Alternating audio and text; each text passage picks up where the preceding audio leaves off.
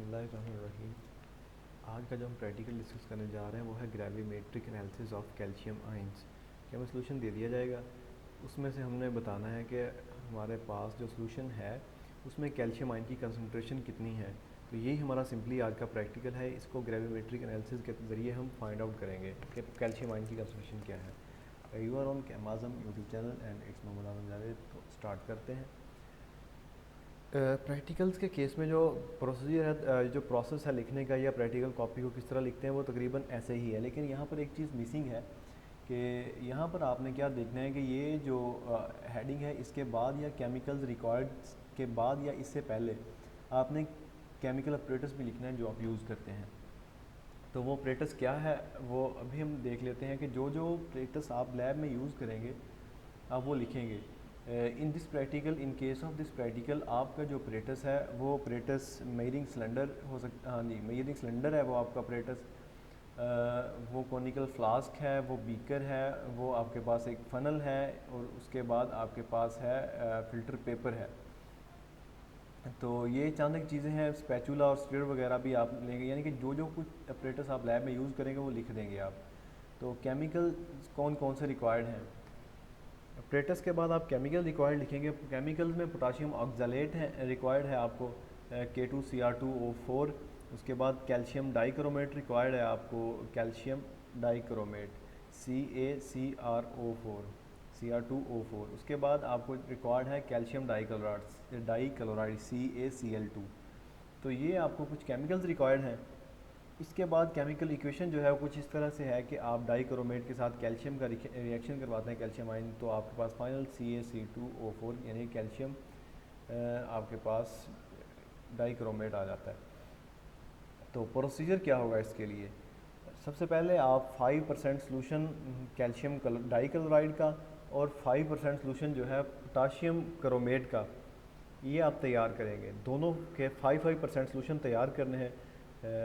5% solution जो है उसका जनरल जो मेथड होता है वो ये होता है कि आप 5% के लिए 5 ml जो है वो ऐड करते हैं अपना सोल्यूट, यानी कि इस केस में आपके पास 5% के लिए आप 5 ग्राम या 5 ml कैल्शियम डाइक्लोराइड डालेंगे और 95 ml आप डालेंगे वाटर। जब 95 ml आप वाटर डालेंगे तो आपके पास ये 5% बन जाएगा क्या, कैल्शियम डाइक्लोराइड का सोल्यूशन। इसी तरह 5% सोल्यूशन ऑफ पोटाशियम डाइक्रोमेट के लिए आप क्या करेंगे, पोटाशियम क्रोमेट के लिए सेम आप 5 ml या 5 ग्राम जो भी आपको लैब में गिवन होगा उसको आप यूज़ करेंगे और उधर से 95 ml या हाँ जी 95 ml आप वाटर डालेंगे। टोटल उसको बना लेंगे आप 100 ml।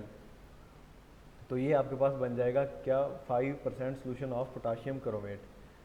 तो ये दोनों आपके पास 5% सोल्यूशन तैयार हो गए। दो सोल्यूशन आपने तैयार कर लिया है, 5% कैल्शियम डाइक्लोराइड के और 5% पोटाशियम क्रोमेट के।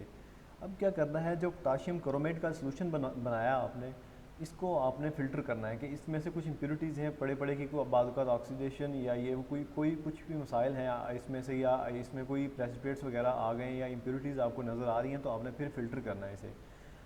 आपने क्या करना है, पोटाशियम क्रोमेट का सोल्यूशन बनाया है, इसको फ़िल्टर कर लेना है। जो इसमें से आपको इम्प्योरिटीज़ लगें, जो रेजिड्यू ऊपर आए, उसको आपने गिरा देना है और उसके फिल्ट्रेट को यूज़ करना है।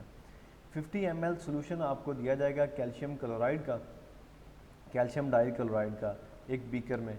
तो इसमें आपने क्या करना है, पोटाशियम क्रोमेट को एक्सेस में डाल देना है। यह पोटाशियम ऑक्जेलेट लिखा हुआ है, इसको ये आपने एक्सेस में डाल देना है। इसमें किस में डाल देना है आपने, जो कैल्शियम क्लोराइड कैल्शियम डाइक्लोराइड का सोल्यूशन CaCl2 का, उसमें आपने पोटाशियम ऑक्जेलेट या पोटाशियम K2Cr2CrO4, ये जो आपने सोल्यूशन यहाँ से फ़िल्टर आउट किया, ये इम्प्योर से प्योर किया, इसे सेपरेट करके रख लेना है और एक अलहदा बीकर में आपके पास सोल्यूशन होगा पोटाशियम ऑक्जेलेट का, तो उसमें इसे डाल देना है आपने। इसको बाद में फ़िल्टर करना है। फ़िल्टर करने के बाद जो फिल्ट्रेट होगा वो नीचे होगा किस चीज़ में, आपके पास कॉनिकल फ्लास्क में, उसे आपने वाश आउट कर देना है और आपके पास जो बचेगा ये रेजिड्यू को आपने ड्राई कर लेना और वे कर लेना है अपना फर्दर कैलकुलेशंस के लिए। तो कैलकुलेशंस क्या हैं वो भी हम देख लेते हैं। आपने इस तरह लिखने के बाद कैलकुलेशन क्या करनी है कि वेट ऑफ फ़िल्टर पेपर का वेट फाइंड आउट कर लेना है फिल्ट्रेशन से पहले। फिल्ट्रेशन करने से पहले फ़िल्टर पेपर का वेट फाइंड आउट कर लेना है। वो हमारे केस में आया 1.2 ग्राम। आपका जो फ़िल्टर पेपर होगा उसको भी आपने जाके बैलेंस में वेट मेजर कर लेना है। उसके बाद है weight of filter paper plus precipitates, वो कितना है, यानी कि फ़िल्ट्रेशन के बाद ड्राई करने के बाद आपने जब वेट किया तो वो था 3.9 ग्राम। अब आपको वेट ऑफ प्रोडक्ट या वेट ऑफ पीपीटीज चाहिए, तो आप इसमें से जो आपके पास फाइनल वेट आया फ़िल्ट्रेशन के बाद उसमें से weight of filter paper minus कर देंगे, यानी कि 3.9 में से 1.2 माइनस करेंगे तो आपके पास आ जाएगा 2.7 gram weight of your product. अब जो हमें डाटा गिवन है उसके तहत हमें 1.2 ग्राम ऑफ CaC2O4 में जो आइंस बताए गए वो है 40 ग्राम, 40 आइंस हैं, क्योंकि कैल्शियम का इस केस में वेट होता है 40 ग्राम।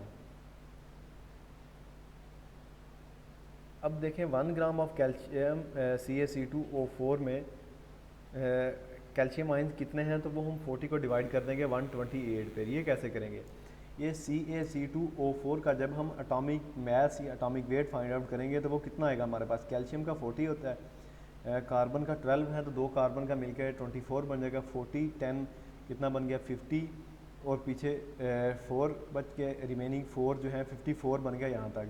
54 प्लस 64 करेंगे, क्योंकि एक ऑक्सीजन का एटॉमिक वेट कितना आएगा, वो आएगा आपके पास 16 को 4 से मल्टीप्लाई करेंगे तो 64, 54 प्लस 64 तो आपके पास आ जाएगा 128।